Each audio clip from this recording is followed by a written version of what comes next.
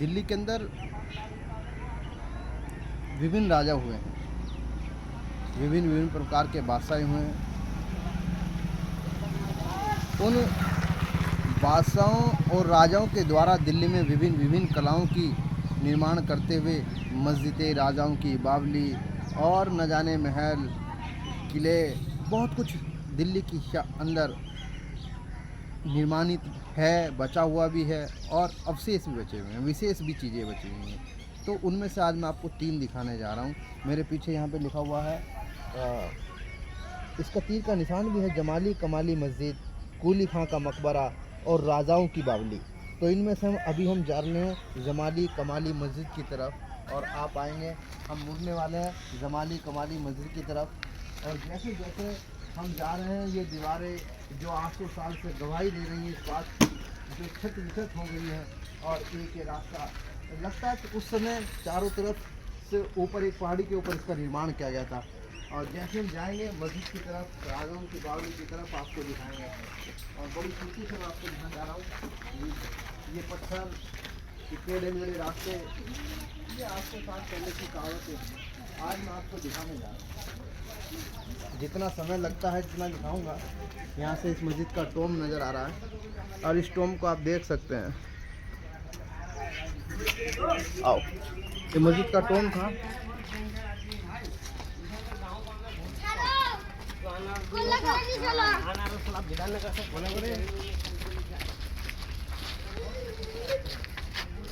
अब लोग यहाँ घूमने आते हैं, निकल रहे हैं, बहुत लोग घूम रहे हैं। और बस उस मस्जिद का इंतज़ार जिसका आप कर रहे थे, मैं आपको दिखाने के लिए तैयार हूँ। और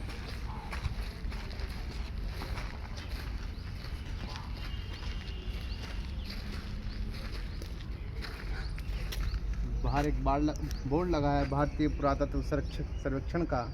ये प्राचीन स्मारक है, पुरातत्व स्थल और अवशेष हैं, उसके अंतर्गत है।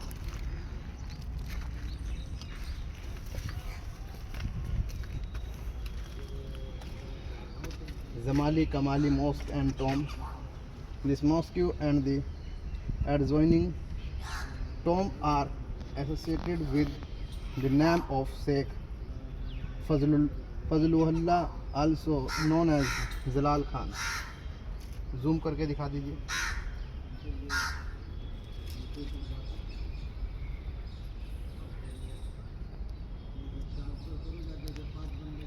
और ये लोटस मस्जिद के अंदर एक जीती जागती कला, जीती जागती कारीगरी, और इस कारीगरी के बीचों बीच ये वज़ू करने के लिए शायद उस समय का पानी बनाया गया होगा।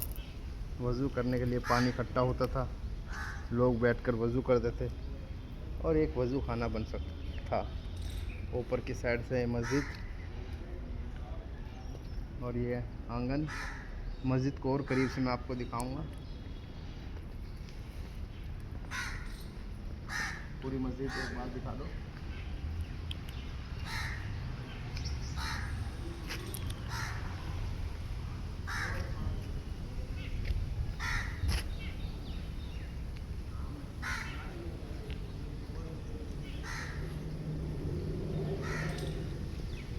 मस्जिद खुली हुई है, लेकिन लंबे समय से लगता है कुछ काम नहीं हो रहा है।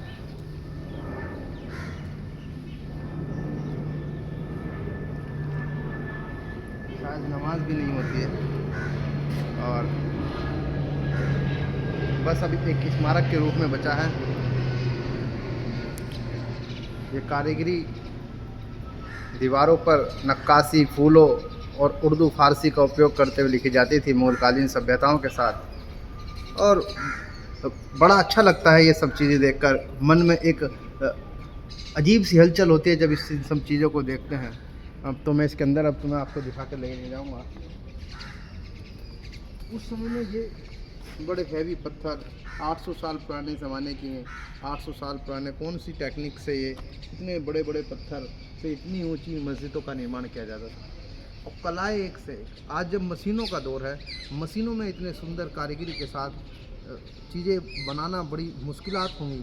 800 साल पहले कैसे निर्मित किया गया होगा, मैं आपको अंदर से दिखाता हूँ।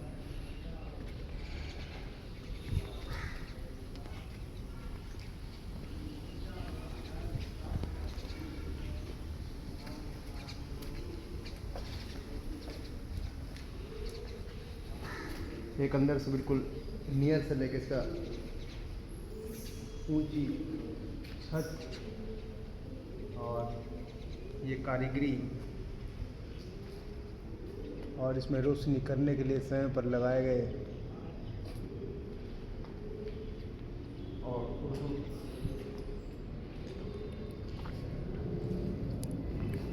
एक और नई कलाकारी के साथ जूम करके दिखाऊं। ये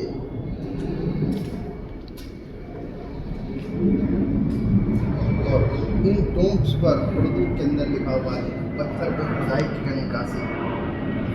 काशी में बहुत सुंदर नक्काशी।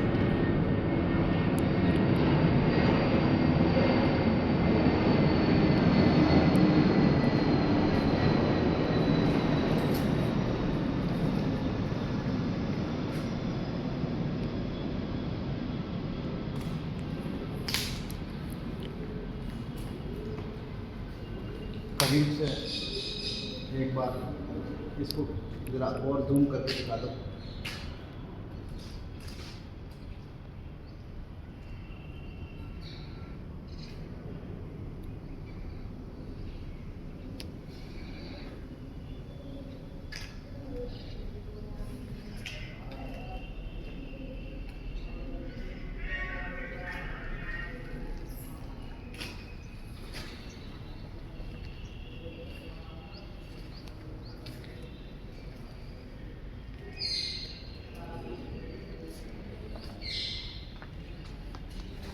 और एक और चीज़ आप देखिएगा, 800 साल पहले लाइट बिजली का इंतज़ाम नहीं हुआ करता हो, नहीं था।